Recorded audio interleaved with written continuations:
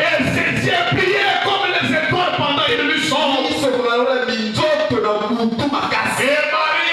Et Marie dit, Rémi c'est la chérie. Rémi c'est la chérie. Oh, est-ce que tu appelles ta femme chérie? Est-ce que tu appelles ton mari chérie? Marie appelait Joseph chérie. Joseph appelait Marie chérie.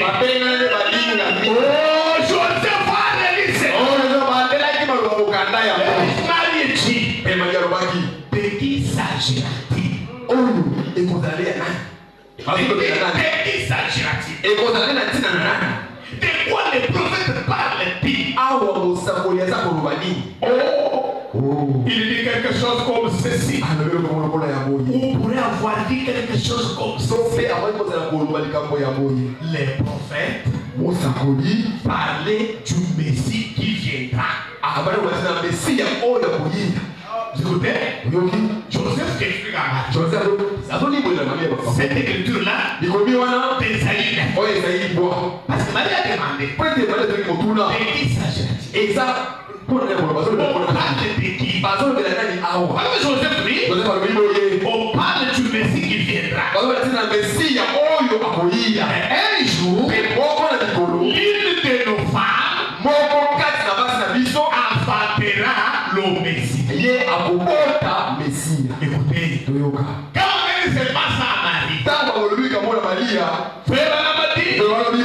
cette écriture, Esaïe 9:5, sembla saisir fortement la petite vierge. Elle a saisi fortement Marie.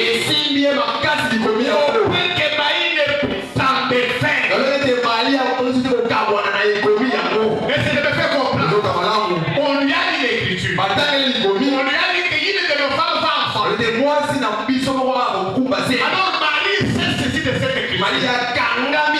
L'écriture a saisi aussi Marie. Elle ne peut pas s'en défaire. C'est peut-être la chose sur laquelle Marie méditait ce matin-là.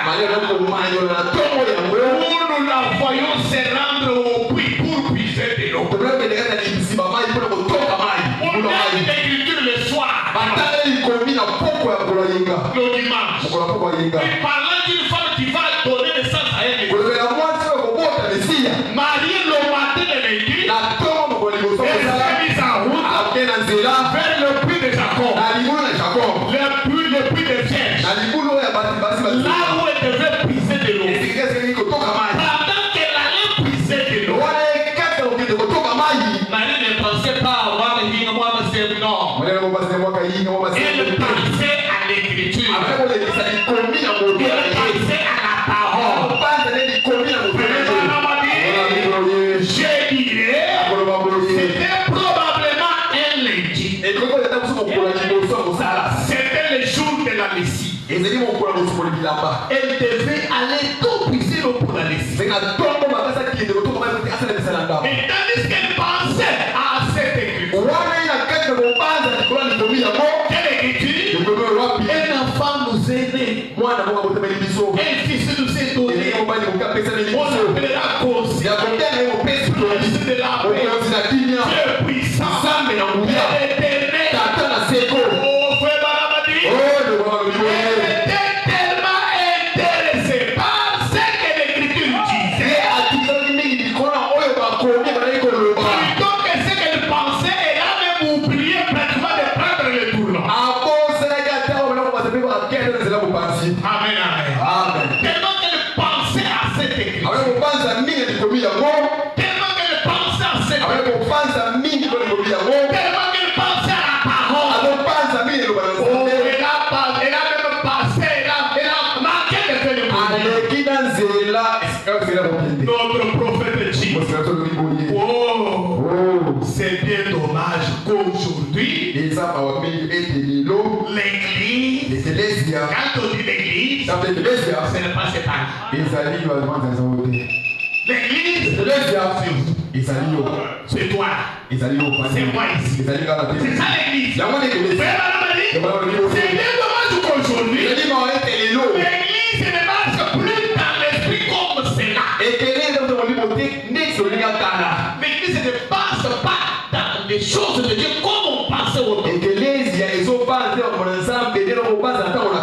Plus que ce que nous faisons. Car c'est à un tel moment que Dieu vient à vous. Quand vous pensez à Dieu, c'est quand vous pensez à la parole, c'est alors que Dieu vous apparaît. Cléopas et son ami parler, discuter, parler de Jésus. C'est alors que Jésus est apparu. Oh mes chers amis, nous pensons à Dieu, c'est alors que Dieu nous apparaît. C'est pas quand nous sommes seulement dans les connards, dans nos médisants. Nous sommes dans l'esprit de la parole. Nous parlons sur la parole. Quand nous méditons sur la parole, c'est alors que Dieu nous apparaît. C'est à un tel moment que Dieu vient à vous. Vous savez, sur le chemin de Naïus, c'était au moment où Cléopas et son ami parlaient, s'entretenaient, pensaient à Jésus. Alors que Jésus est sorti de prison à côté d'eux, et il a fait route avec eux. C'est quand on pense à lui. Aujourd'hui, les problèmes qu'a les morts, les problèmes qu'a l'église, c'est que nous pensons à tous les restes sauf à Dieu. Nous pensons à tous les restes sauf à Dieu. Et puis nous nous demandons pourquoi nous ne recevons pas des bénédictions. Vous allez vous demander, moi je ne suis pas béni. Combien de fois tu médites sur la parole? Combien de fois tu pries? Combien de fois tu gères? Combien de fois tu viens à l'église? Tu t'intéresses à autre chose plus qu'à la parole. Et après tu vas te demander, pasteur, moi je ne suis pas béni. Pasteur, moi je ne suis pas béni. La bénédiction est liée à l'obéissance totale à la parole. Laissez-moi vous scandaliser. Si vous payez correctement votre dû, mais si vous négligez notre parole, vous négligez notre parole, vous ne serez pas bénis.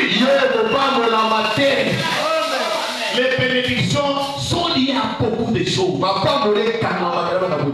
a pas seulement le paiement de la Jésus, le paiement de l'offrande, les sous et les ailes. Non, il y a plus que ça. Il peut faire tout ça. Mais tu as un mauvais cœur. Un mauvais cœur. Et cela ne peut pas t'amener de Dieu. Tu peux faire tout ça. Mais un grand menteur. Tu peux faire tout ça. Mais un grand adultère. Comment tu seras béni? Et tu viens demander les pasteurs. Pasteur, je ne suis pas béni. Mon frère, tu vis correctement. Est-ce que tu vis correctement? Tu vis n'importe comment. Et tu dis la chose que Dieu te bénisse. Et Dieu de sa parole. Il est lié à sa parole. Il est les bénédictions. Faites toute la parole. Parce que c'est que la Bible dit. L'homme ne vit pas de pain seulement, mais il vit de toute la parole. Quand on dit toute la parole, c'est-à-dire toute la parole. Toute la parole. Tu vis 50%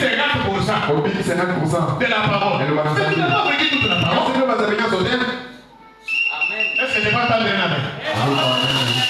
Ou bien c'est compliqué? Ça vous dérange? Mais c'est la vérité. Elle doit être prédite.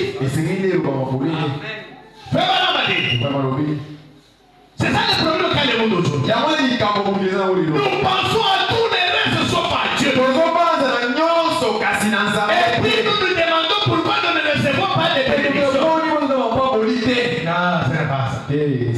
Écoutez ce qu'il a appelé le message de Dieu. David a dit qu'il avait écrit les préceptes sur les poteaux du lit et qu'il les méditait jour et nuit. Quand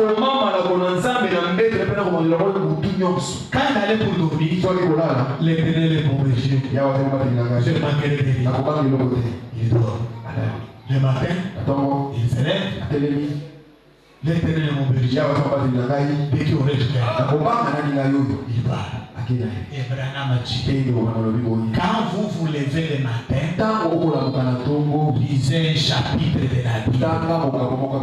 Le soir avant de dormir, lisez aussi un chapitre. C'est ça la parole. Vous ne lisez pas la Bible. Vous-même, vous n'avez même pas la Bible. Vous savez lire. Vous n'avez pas la Bible. Mais les habits, 3 balles. 3 balles.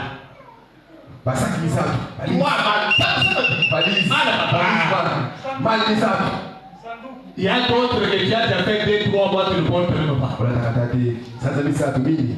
Mais la Bible, tu n'en as pas. Mais tu vas la lire quand? Frère Branham a dit, David avait écrit les préceptes. Il le méditait jour. Branham a dit, c'est ce que l'église devrait faire. C'est ce que l'église devrait faire. Faire quoi? Vous devriez garder votre cœur connecté à Dieu.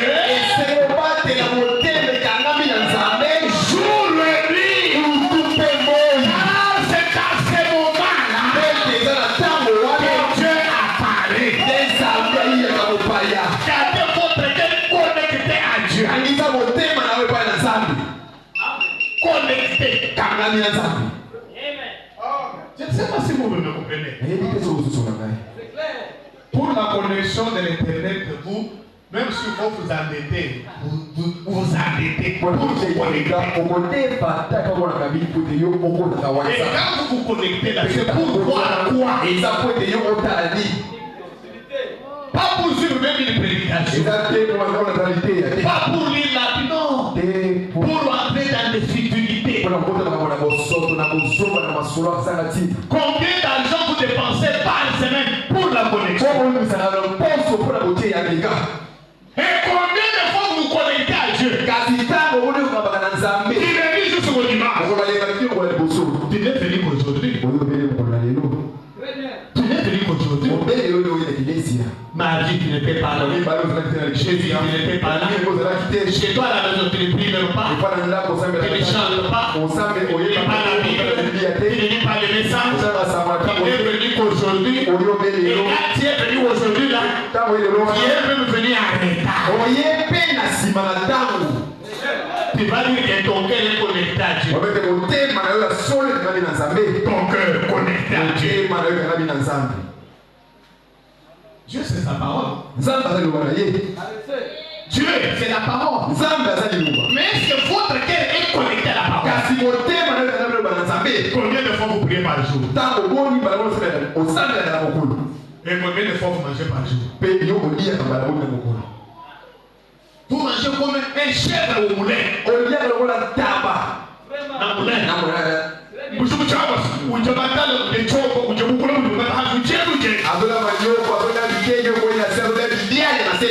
pour prier, il peut te prier du matin quand tu te lèves, il peut te prier le soir, tu es fatigué, et puis non. Et tu cherches les bénédictions. Et Dieu va te bénir. Les dieux de sa parole. Le Dieu de sa parole. Je ne pense pas. Je ne pense pas.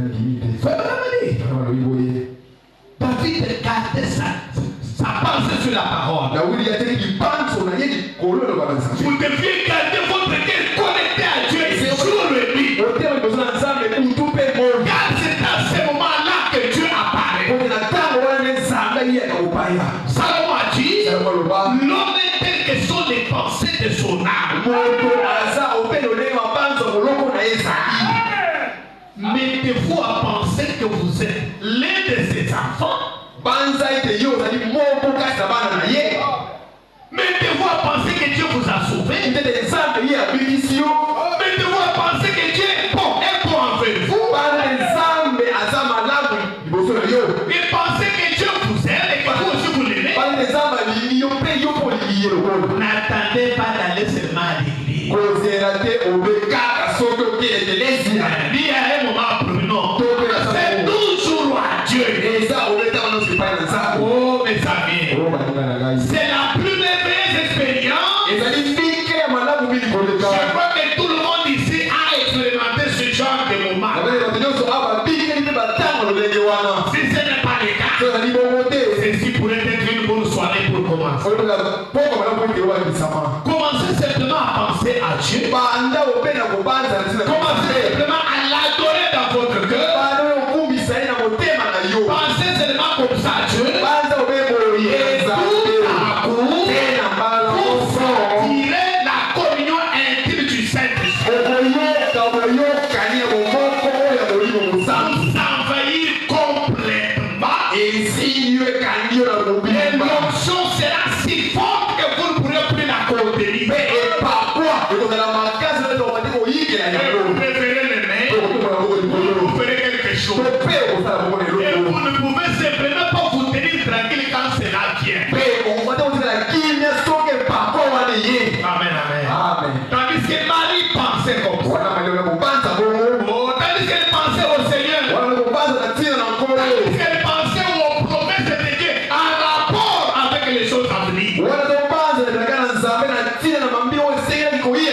Tandis que Marie méditait à toutes ces promesses. Oh, tout à coup, ces sentiments devenaient si grands en elle qu'elle ne va la terre. Amen, amen. Pensez aux promesses de Dieu. Quand vous êtes en difficulté, prenez la promesse qui est dans la Bible, en rapport avec la période que vous traversez. Amen, amen. C'est comme ça que l'on doit prier. Quand on dit prier avec des promesses, quand on dit on doit prier avec des promesses, ce n'est pas dire oh, toi tu es de l'église 17 ans. Oh, ça prier avec des promesses. Quand on dit prier avec des promesses, c'est-à-dire montrer à Dieu une promesse en rapport avec votre situation. Amen. Vous êtes malade. Il y a des promesses dans la vie. Concernant la maladie, je suis l'Éternel votre Dieu qui vous guérit de toutes les maladies. Il rappelle à Dieu cette promesse. Amen, amen. Qui a dit Seigneur, pas de mes péchés, je suis guéri. Ça prie avec les promesses. On t'a dit d'Apocalypse 10. Apocalypse 10 a quoi faire dans ton problème. Toi tu es malade. Apocalypse 10 a fait quoi? Malachie 4 a fait quoi?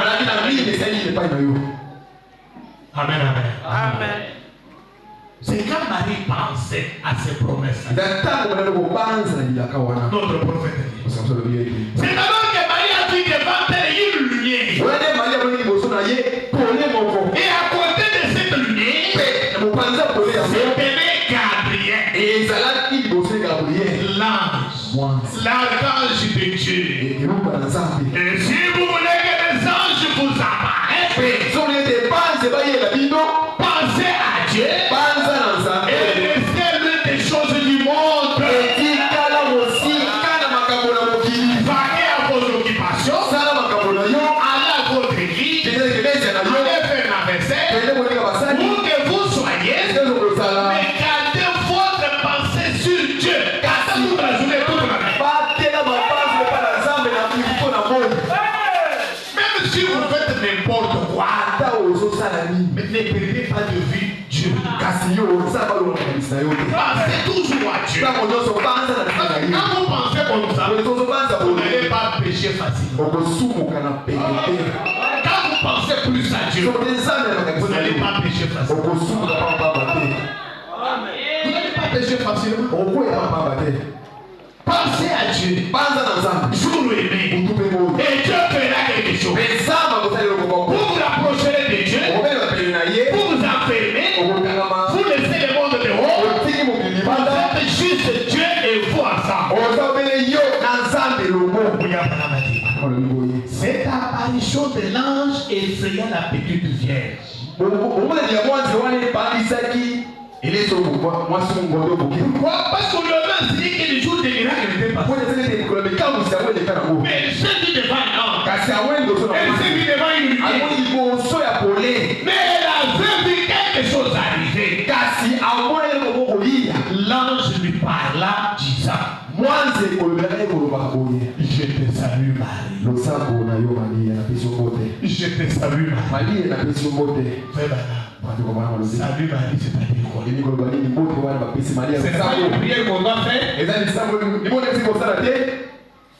Moi Marie, c'est ça. C'est pas une prière. Salut Marie, c'est une fille. Arrête-toi. Arrête-toi. C'est ça, c'est que l'ange Gabriel a dit. Quand elle a dit salut Marie, c'est-à-dire Marie, arrête-toi. Et frère, il avait un message pour Marie. Écoutez, et quand un ange vient, il a un message pour vous. Viens avec moi. Quand un ange vient, il doit avoir un message. Parce qu'un ange signifie messager. Amen, amen. Toi, tu es un ange Dieu venu. Tu me dis quoi? Qu'est-ce que tu m'amènes? Je suis l'ange de Dieu. Un ange ne vient pas sans porter un message.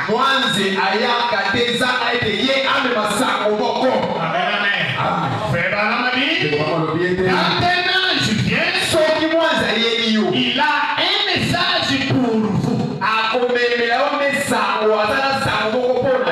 Et laissez-moi vous dire, le pasteur local, c'est un ange pour l'église. Quand tu viens, il a un message pour vous. Mais il vient pour vous donner ce message. Vous n'êtes pas là. Il va donner ce message à lui. Il a un message pour vous. Un message pour chacun. Oui. Ce n'est pas le même message là, non? Parce que dans une prédication, comme ceci, elle ne s'adresse pas à une seule personne. Cette partie, c'est pour tel, cette partie pour tel, mais toi, tu n'étais pas là. Tu as parlé partout. Qui a pris la ton message, il a pris. Frère, quand un ange vient, il a un message pour nous. Et le Saint-Esprit, l'ange de Dieu, est ici ce matin avec un message pour chaque croyant. Vous êtes croyant? L'ange est ici, Saint-Esprit, avec un message pour nous. Gardez simplement votre pensée sur lui. Pensez constamment à lui. Pensez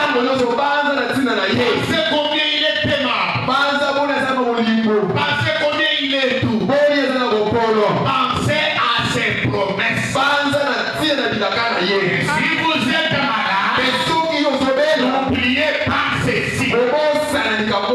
Qu'il était blessé pour mes péchés,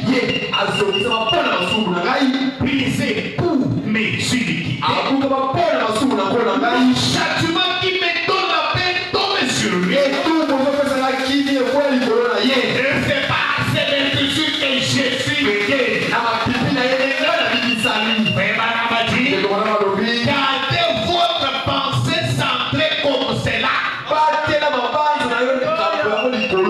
Et quelque chose va vous arriver. Tout à coup, il va y avoir quelque chose. Quelque chose va s'approcher de vous. Une onction va venir sur vous. Vous quitterez ce fauteuil. Amen, amen. Vous quitterez cette chaise-là. Vous quitterez cette situation-là difficile. Si vous gardez votre pensée sur la parole, si vous gardez votre pensée fixée sur la promesse, si vous avez la foi dans la parole, vous allez sortir étant guéri. Vous allez sortir étant purifié. Vous allez sortir avec la vie éternelle. Parce que la Bible dit, approchez-vous de l'éternel. Et l'éternel s'approchera de vous. Amen, amen. Nous parlons de l'ange de Dieu. Cet ange-là, qui est-il? Que fait-il? Où est-ce qu'il est? Où est-ce qu'il doit être? Fais pas le même ange, la même colonne de feu, le même Christ est aujourd'hui ici, faisant les mêmes choses pour nous tous. Pour nous tous. Je suis dans le message dans de l'Alliance. Prêcher le 1er mars 54. Paragraphe 50, notre prophète dit. Oh, cette colonne de feu qui a été rendue manifeste sur la terre, suivant la volonté de Dieu. Maintenant, ce soir, après 1900 ans, nous avons cette même colonne de feu parmi nous. Parmi nous, vous avez acheté sa photo il y a quelques instants. Et je le dis avec respect. Preuve scientifique à la oh, si je mourais cette nuit même, cette colonne de feu allait à faire avec moi.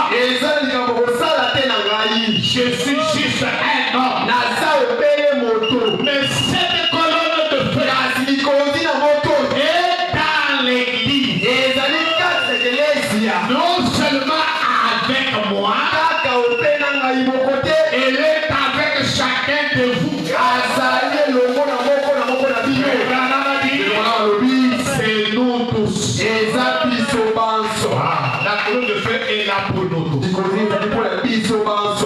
Les témoins. Péché le 3 mars 54. Paragraphe 52. Vous allez lire jusqu'à 54. Moi je vais lire en sorte. Puisse-t-il venir ce soir?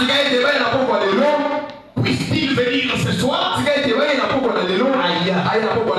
Avec ses grandes bénédictions. Quoi? Sa présence. Et qu'il vous bénisse tous. Et que l'ange de Dieu, dont la photo a été prise ici, sur ceci, qu'il vienne. À